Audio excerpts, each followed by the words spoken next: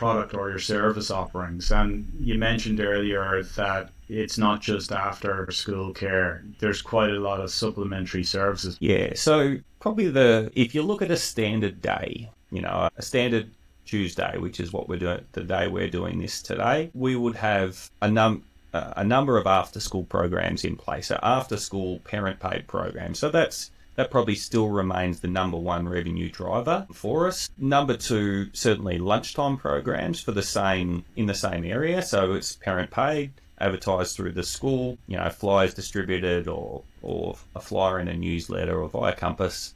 So certainly those parent-paid.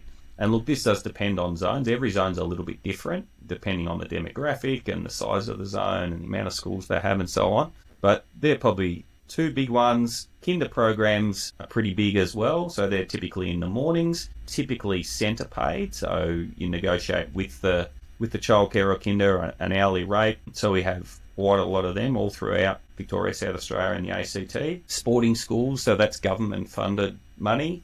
Yep.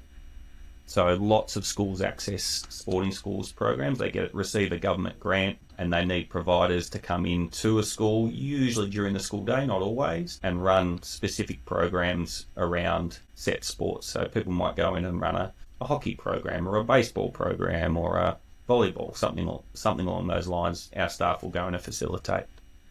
So then you'd be tailoring the offering to what the core interest is of the school itself. So if there's a need for a certain sport, you guys can facilitate that sport. Yeah, that's right. So if we've got, and we encourage not only our franchisees, but staff underneath the franchisees to become qualified in a number of sports to increase the reach of the programs that we can offer. Yep. So certainly it's probably a growing income source for us, because you do have a lot of PE teachers that, like anyone, they've got areas of strength, but also they might want to cover certain sports that they don't really know or understand, and that's where we can come in and fill the gap. The other big one these days is school holiday programs. That can be a significant proportion of any franchisee's revenue. Yep, certainly.